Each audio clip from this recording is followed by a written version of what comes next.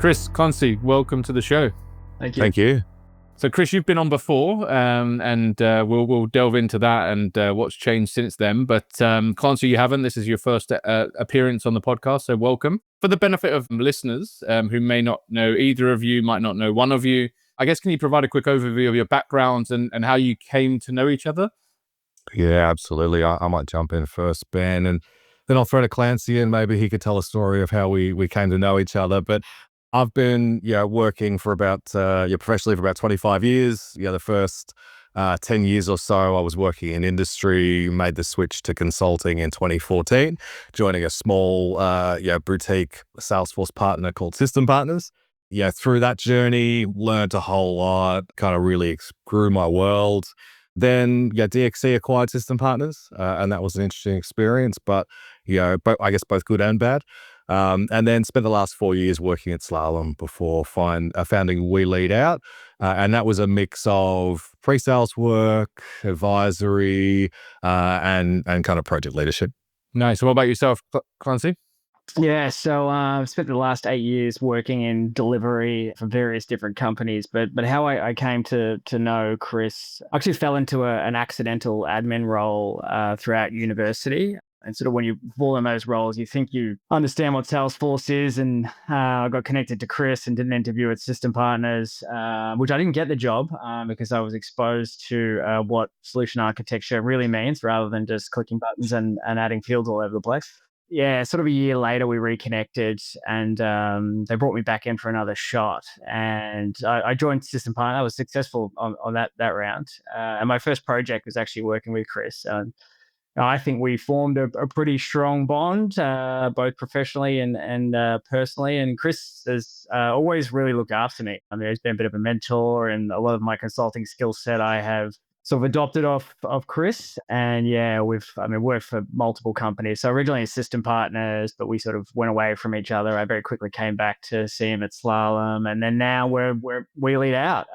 So it's for me, it feels like a really natural next step. But it's also awesome to be working beside someone and with someone who sort of mentored you into to grow into shape and how you actually deliver today. Yeah, and I guess on both sides, that's awesome. Awesome for you, but Chris, must be awesome for you to have been on that journey on the other side, but then also seeing Clancy's skill set grow to the point that you're happy and willing to go into business with him. Oh, 100%. I was shattered when he chose to leave Slalom and join ProQuest. Really upset. I don't know if I hit it well or not, but no, I really enjoy working with him. And it's the people you work with I've found over the years that the major influence on your happiness at work. And so we'll talk about this more. But since starting We Lead Out, we've just been able to talk through things, make decisions, start executing, give each other honest feedback, and it's been a really enjoyable ride so far. What you just said is a really interesting point, and I want to revisit that later because I was speaking to someone else on a podcast earlier, and we spoke about the satisfaction people get from work, and often it is the people you work with. Yeah. And moving into this new world where you're going to potentially be working with less people and more robots, is that a fear? So let's revisit that. Let's pick that up later on. But just in terms of We Lead Out, when did that start to form, the idea? What was the opportunity you saw? And I guess what were you didn't just want to be another consulting practice that you've been in before, delivering time and materials, fixed price, whatnot. You wanted to be different. So what did you need to get right from the get-go? It's a good question. But I think probably a big part of that is, learning how to get things wrong as well. And we adopt the methodology of, failing fast and learning quickly so that we can adapt to this environment. And I think for us and the opportunity is very much having worked in delivery for so long and seeing sort of the friction in those traditional consulting models. You've got lots of bloated layers and I guess some inefficiencies that I could see and wanted to fix, but really not sure I had the tools or the know-how to deliver them. But I could see a lot of opportunity to streamline that delivery process. And then sort of this AI boom has started to happen. So that was the catalyst for We Lead Out and the opportunity. And that allows Chris and I to operate, as a 20, 50 strong team with two people. We don't have the headcount required, and we don't have the overhead that we need to feed. So we can really build agents and a whole workforce that has this deep technical skill set. We can use lean methods. We can accelerate delivery through AI and really embody the efficiency. So for us, it's not really about doing more with less. It's probably more about building a consultancy that is able to deliver fast, but as well as that, it's quality, right? We don't sacrifice the quality. We're able to achieve outcomes quite quickly so that customers can realize that value. So I think for us, that's the opportunity, is being able to move quite fast and adapt in the environment, which is, it's moving from under our feet. Was it just a meeting of minds, like you were in a coffee shop and just thought, oh, here we go, like this is an idea? Or is it something that, did one of you take more persuading than the other? Look, I mean, there might be varying versions of this story, but I've been poking Chris, let's do something, let's do something, let's do something, for a long time. And it was never really something that was entertained. But I think this AI shift and that ability to operate really enhanced us as well. And it was interesting. It was sort of this time where I was moving to Queensland. Chris is just about to pop another kid out. Like, we've got like a whole bunch of stresses. And then Chris is just like, oh yeah, sweet, let's start a consulting firm. And I was like, here we go. Yeah. And Chris, what's your side of that story? Well, I mean, it's pretty accurate, right? There's some probably important milestones to call out, but I hope I don't kind of cause offense to any of my former colleagues when I make this kind of comment or tell a story. But I never expected to be the sort of person that would start my own business. To be frank, I was quite happy working in other companies. There was safety or security there. Still able to, be successful, earn reasonable money, this sort of thing. But it really was. Yeah, and Clancy's right. He's been poking me for a long time to try to do something. It really was the advent of AI, and I was a recalcitrant, I think, for a long time, thinking, oh, this AI thing, it's a fad. I'd go to ChatGPT, I'd like put a one-shot prompt in, and it gave me crap back, and I'd be like, oh, this is rubbish, But it was really the release of Agentforce where I had to take it seriously and think about it late last year, where I started getting into it and peeling back the layers, and I started to see the wild possibilities of this tech. And I was like, all right, cool. If I was to do something, focusing on this, could I do it in a big organization? And I could have tried it. I did try some small things, but in a large organization, you've got 20 plus people who will all have an opinion or put stage gates in place. There'll be things you can't change. Like, you can't radically re-architect the technology platforms of the company. You can't really change the operating model quickly. And so it didn't take long to realize that for us to take advantage of this big wave of change, we needed to be, or I needed to be, and then by extension, we needed to be in our own company and able to, move fast. Yeah, I'm hearing this term AI native, and I guess that's the opportunity for you, right? You can build something that is truly AI native, where a lot of the bigger firms are going to have to pivot, and that's going to be more difficult than building from scratch. Yeah, totally. I mean, I think there's plenty of people talking about services business as a business model, potentially dying, or being radically changed in the future. And as a big organization with lots of inertia, it's like that analogy of a container ship or an oil tanker or something. It takes a lot of time to turn around something with that much inertia. So, being out on our own seemed like the right approach. And it really changed my perspective. Yeah, and you mentioned fail fast. So I guess the AI market, product suite, everything is rapidly taking shape, but it is still taking shape, right? There's lots of change, lots of news. So have there already, in the short term you've been running the business, are there any early pivots you've had to make that you didn't expect based on things changing?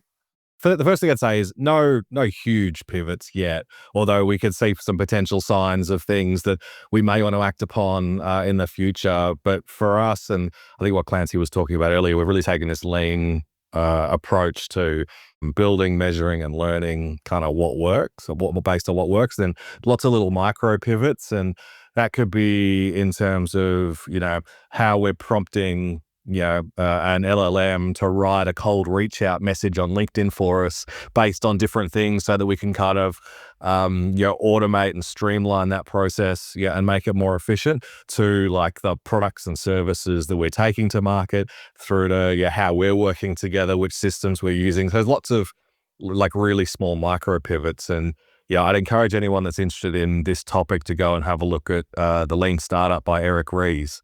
Is a really well-known book about lean methodology, because that's I think predicated on, we don't know ultimately what the answer is. We have a rough idea of where we're going, and we're going to take lots of micro decisions to try to figure out how to get there, and then update our approach based on what we're learning from the results of each of those experiments.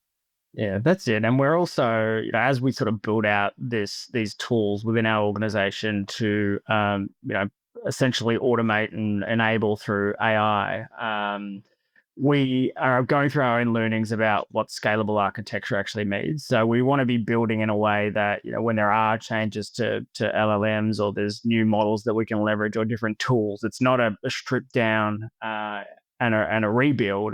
We can just start to plug into these tools to really enhance our existing processes. So, I mean, there has been some learnings, and that I suppose sort of in the detail, we've had to switch a couple of things, but I think we're at a stage now where we're pretty confident that it's about enhancing and enriching rather than sort of failing and completely stripping things down.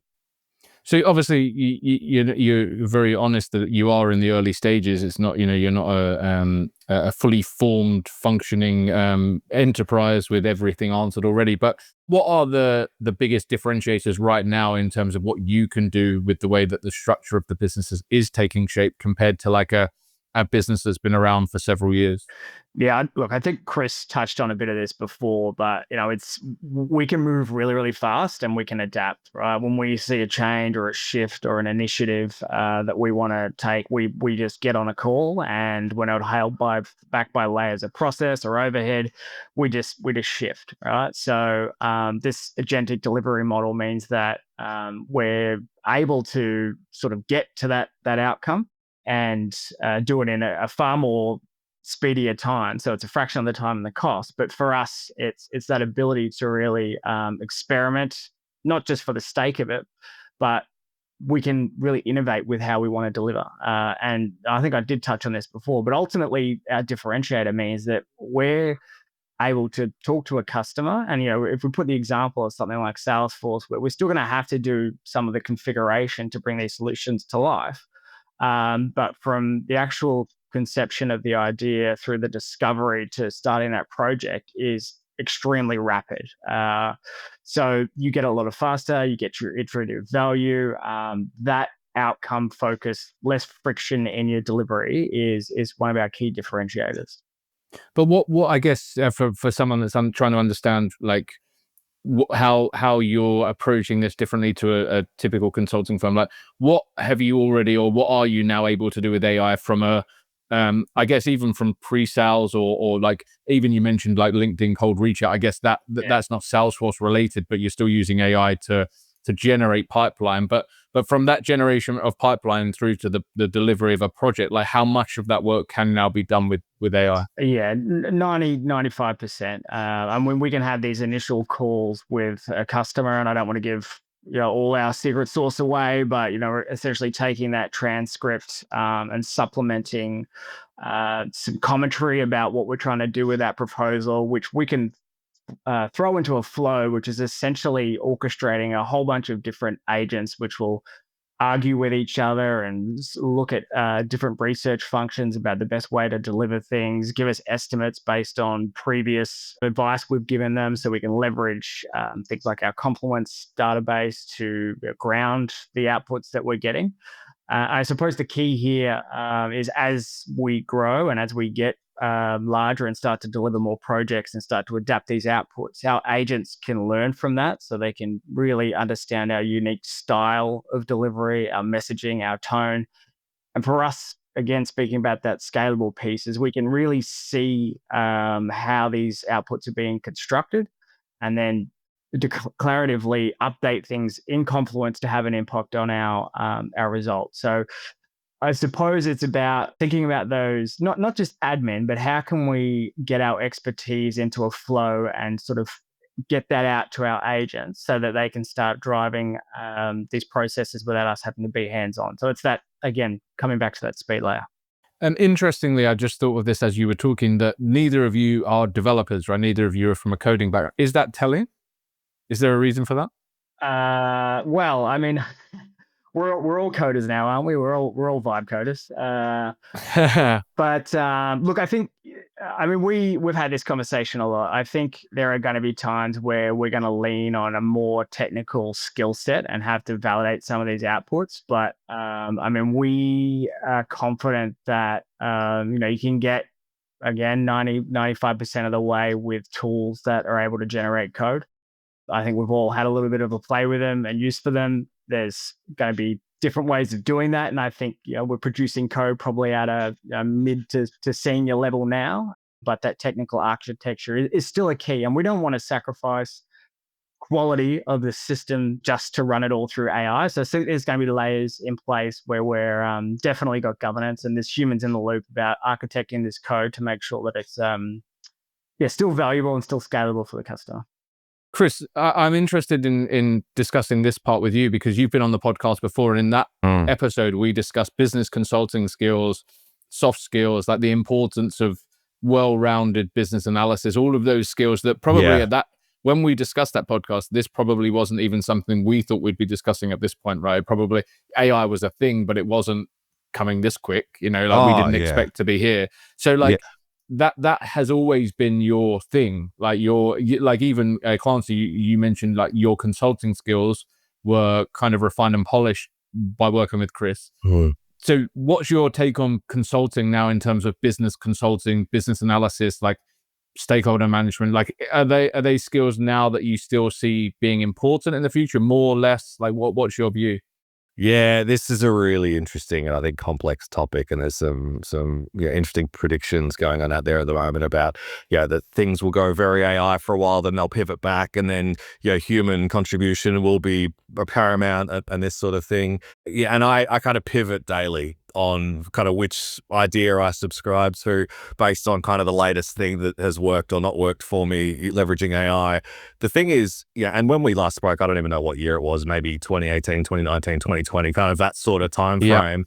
If we had talked to ourselves then about what AI could do now, we would have thought we were mad, because like I said, it was just like not really conceivable. But the question I keep asking myself, and content marketing is a really good example of this, when you're reading stuff on LinkedIn, it's so obvious now that so many people are using AI to generate their content for marketing purposes. And we are, I'm not going to pretend we're not. It rapidly accelerates our production process.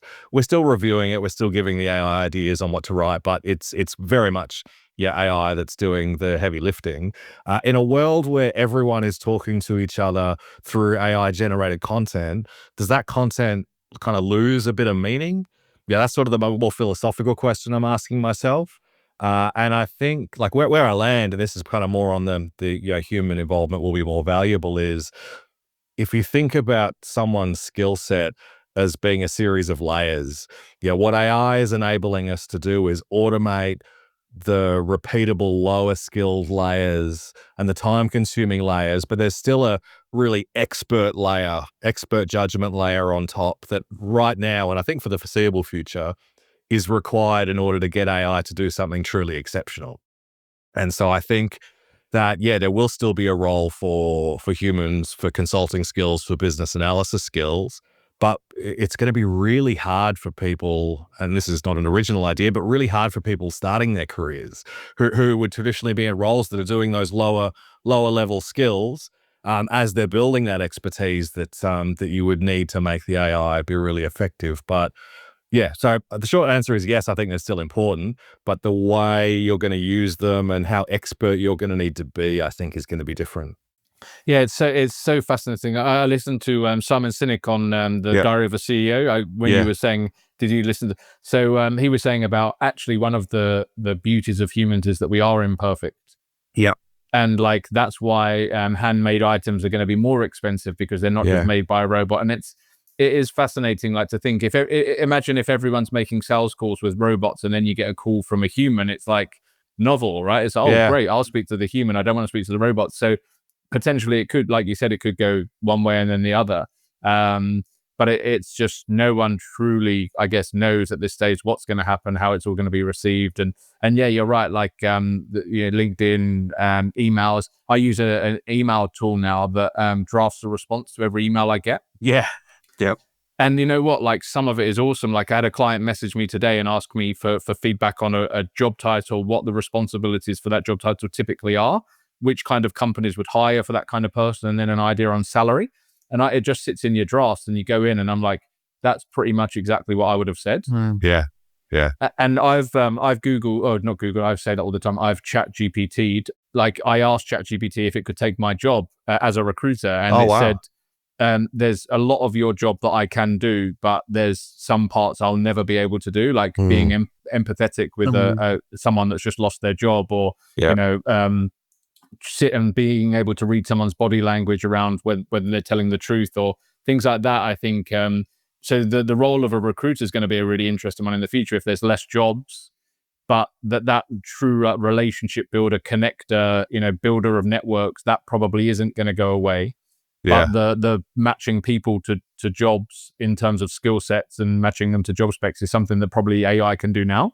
Yeah, that's really interesting because actually, funnily enough, since we last spoke on the phone, I was thinking about asking you about what you think the future of recruiting is in the era of AI. I'm like, geez, that's going to be a tough gig. I almost feel like Clancy and I need to start our own podcast so we can have you on our podcast and have that really detailed conversation, because I'd love to do that. Yeah. I mean, it's I think we've been being told ever since I got into recruitment that we won't last forever. So, oh, really? Who knows? Yeah, but I'm hoping there's a little bit more. I'm not ready to retire yet, and I don't know what else I can do, to be honest. So let's see. Yeah. But on the topic of partners, obviously you are a Salesforce partner, but historically, if you look at even the ones you've worked for before, like, let's look at system partners. Scaled, got mass numbers.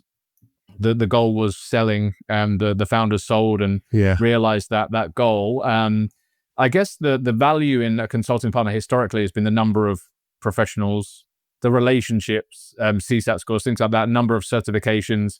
So what do you think about headcount now? Like you said, you can do not necessarily more with less, but you can do things quicker. But what does a successful consulting firm look like now? Yeah, well, I mean, it's a really interesting question. If we think about system partners, when I joined in 2014, the company had been around about 6 years. We had 20 staff. In the next 4 years, we grew to 160 at the point we were acquired by DXC. And that was really, I guess, critical for the revenue run rate, of the business, and the forward-looking pipeline, and these other metrics that are really critical for evaluation for an exit for services business founders. I think for us, certainly in the early days, it's not going to be about headcount. There's a lot that between Clancy and myself, and maybe supplemented with a TA that we might bring on for some technical oversight that we can do.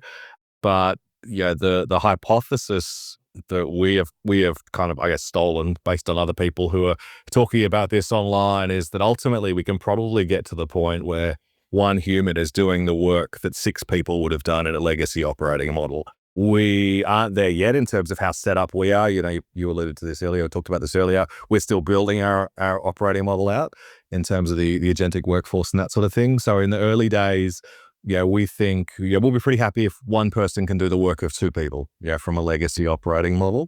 But what that probably means, like all of this wrapped up, is let's say we follow a similar trajectory to system partners, regardless of what the time scale is. When we get to that kind of, well, the system partners equivalent of 160 people, we're probably going to be in the maybe 20 to 30 people, sort of range, I would assume. I don't know if my maths works there. I didn't actually calculate it in my head. I just kind of spoke on the fly. Sounds good to me. But like that's sort of the thinking at the moment. If we can get it right, people will still be required. And the thing is, I think what we're thinking about, the sorts of people we would engage, is change from a traditional business as well, traditional operating model. We need people who have like that genuine growth mindset, because the technology is changing every day, and you need to be staying up to date with things and changing the way you work and doing all those little micro pivots. But also, we don't want to be running the business ourselves forever. So we're going to be thinking about people who can be kind of AI workforce managers and business leaders as we bring them on, more so than doers necessarily, because it's about that thin layer of expert judgment that you apply over the top of the AI as we start to think about who we're going to bring into the business.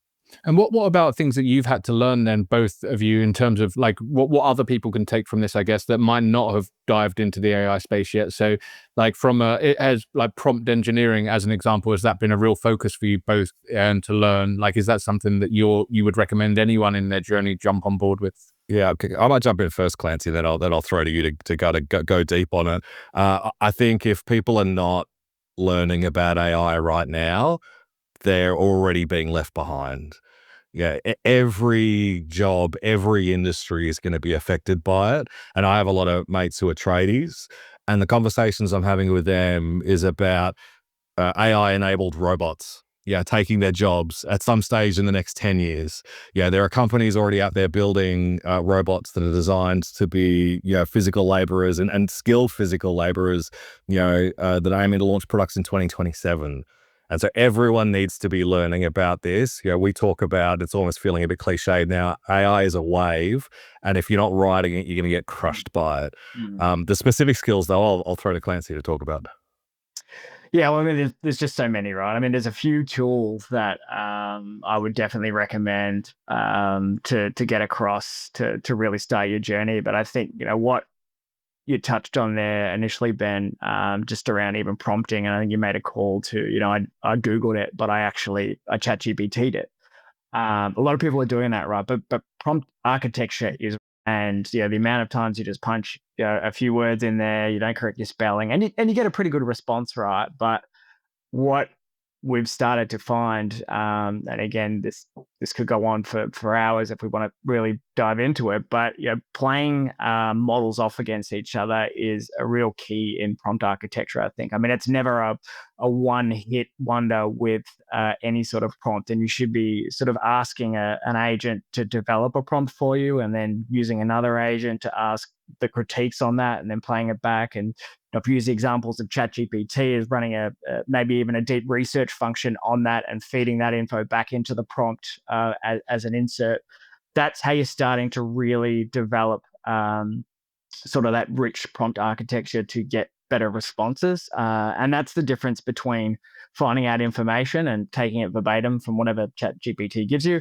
versus productizing it and actually being able to use it in artifacts and outputs that you're putting in front of customers as well. And, look, obviously there's human in the loop, but I spoke a bit before about how we've sort of got different chains of information and flowing with each other. That reasoning element and making sure that you're developing the prompt as a skill set rather than just a sentence is critical and can be a complete game changer in the amount of outputs that you get. Mm-hmm. I find that even now, like, I get a bit lazy with ChatGPT. I started off by saying like, play the role of and now I'm just like, I go on to like, I just ask it the question. It's like, actually, then I'm not learning. I'm not getting the best response. It's like, it isn't Google, right? It's not. Yes. I think that's important to know or to realize.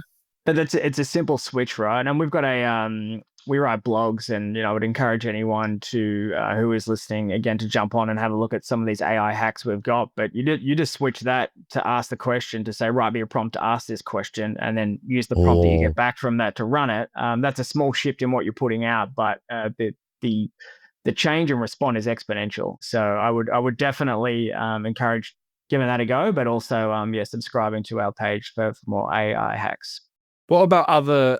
So obviously everyone knows everyone should know ChatGPT and Grok and all of these things, but actual tools that you're using, whether they're Salesforce related or just things to help run your business. Have you found any like gems that you're loving?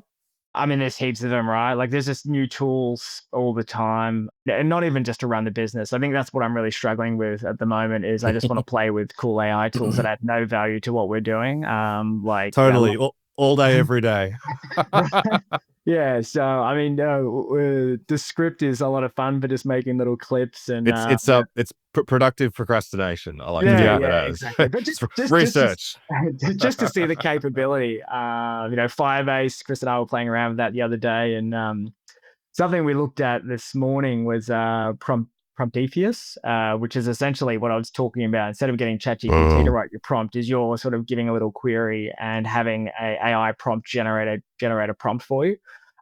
which is pretty cool. So they're just sort of like hacky day-to-day sort of scenarios. I mean, I've got to touch on the Salesforce components, and I actually worked on one of the first deliveries of Agentforce in Australia for a brand, which is around FAQ and case deflection. And sort of where that was and getting that to surface the right information to where we are now in Agentforce, and the power of prompt templates, including optical character recognition, which is coming in. It's in beta at the moment and it's just about to go GA.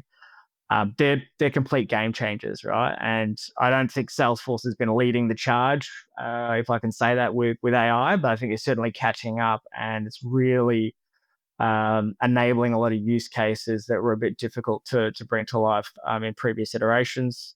I was going to say the one tool that I'm finding extremely valuable for our business, and this is our orchestration layer as we're using N8N, and that's sort of what I was referring to before, where we're able to think of a process and not stick with a tool, but use multiple tools and multiple agents to get an outcome of a particular process that we're wanting to drive. So that for us, which is probably, it's less what you see is what you get and a little bit more tech heavy, but that orchestration layer has probably been one of the key focuses for us to get the business running. What you said there initially about there's now a prompt tool. So you go to this other tool and it gives you a prompt. See, where does this all stop? Because like everyone that's worrying about their job has basically been told, learn prompt engineering. Like you can become a prompt engineer, and it's now there's now an AI that does the prompting for you. So what all those people that wanted to become prompt engineers, like where do they go? It's like, where does the human's role live on? Yeah, 100%. So, I mean, it's always going to be changing, right? AI is going to do more and more. And I think with those different roles where it's knowledge and you spend a lot of your time researching and having a specific skill set, where you look at things even like law, where, a really good use case for being able to do a paralegal, you can do that through AI quite easily. So those sorts of functions are definitely sort of reducing in there, how important they're going to be. But I suppose the complex reasoning, the relationship building, judgment calls, and I think that's what we mean by AI native. It's not about just removing humans from the process. It's about having humans and AI work in sync with each other. They're focusing on their strengths. There's still very much a role for both users to play, but it's about reassigning humans to add value and complement that process rather than stuff that we can just churn out over and over again, which is more of that technical knowledge. I think, to a certain extent, though, we're making upskilling and learning about AI quite difficult or really hard, whereas I don't think it actually needs to be, and people shouldn't be intimidated by it. If we use OpenAI and ChatGPT as an example, there's a voice mode, an advanced voice mode, which you need to be on the pro tier subscriber to use, but it's $30 Aussie a month sort of thing, so it's not completely inaccessible. That's just been improved, and it's really natural conversational. And one of the things I find mind blowing about those sorts of features, and it's just a different mode of engaging with the same AI ultimately, right? We start to think about this kind of multimodal world and that sort of thing is I'm literally talking to my computer, and it is so sophisticated. The transcription is flawless. It understands what I mean. It talks back to me, and it feels pretty close to talking to a human. The latest update, there's a little bit of uncanny valley about it because they've gotten so good, and you're like, whoa, this is freaking me out a little bit. But that's like a really low barrier of entry way of learning about these sorts of things, because you can just fire it up, start having a conversation, start asking questions, and get it to teach you. AI is kind of the first tool that can teach you how to use itself, in a mode that you feel very comfortable engaging with. And I always think about when I have this wild excitement moments as I'm talking to AI, and I'm a massive Trekkie, about Star Trek 4: The Voyage Home, where Scotty goes to talk to the computer mouse and he says, "Hello, computer," and I won't put on the Scottish accent, but it literally is in Star Trek, everyone talks to computers. That's what they do, and they can still do the multimodal thing, punch the keys if they need to, and this sort of thing. But the primary mode of engagement is talking to it, and I think, once I started talking to AI, it changed my perception of it, the way I engage with it, the sorts of tasks that I asked it to do. And it really reduces that barrier of entry. So this brings me on really nicely to the point I said we'll bring back later, because you're obviously converted, but you did say at the beginning, like, one of your most enjoyable things is working with others on projects, Yeah. right? So can you get that same enjoyment from working with a robot? Yeah, I'll jump in. So, no, I don't think so. Not right now. It's different. I think the enjoyment I was just talking about talking to AI is the inner sci-fi nerd in me being just so excited about what technology is able to do. Like that's a different sort of enjoyment. But if I think about how good people make you feel about working, I'll kind of talk about working from home. And for me personally, I can't work from home 5 days a week because I don't like being that isolated, right? And I actually get depressed, because in corporate world, working in business, you're dealing with so many stresses. And you can't lean over to the person next to you and have a human interaction and kind of chew the fat or make fun of someone or just tell a story and reduce that stress, organically. So I deliberately now go to a co-working space in the city, a couple of days a week, even though I don't really need to.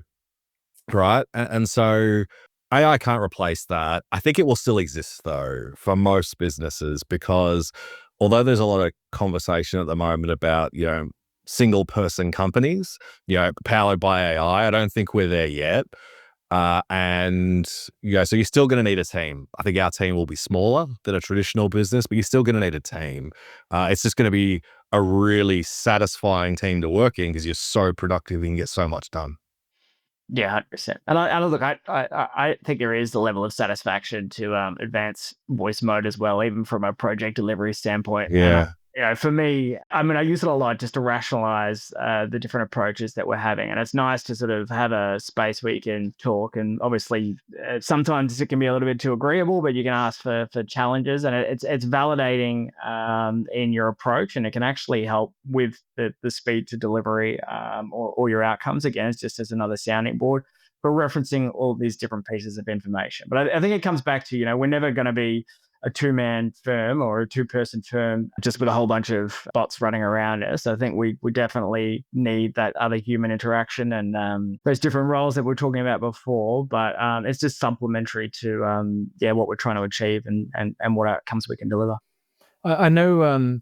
I know. Obviously, when you were hired by Chris, eventually as system partners, you weren't junior.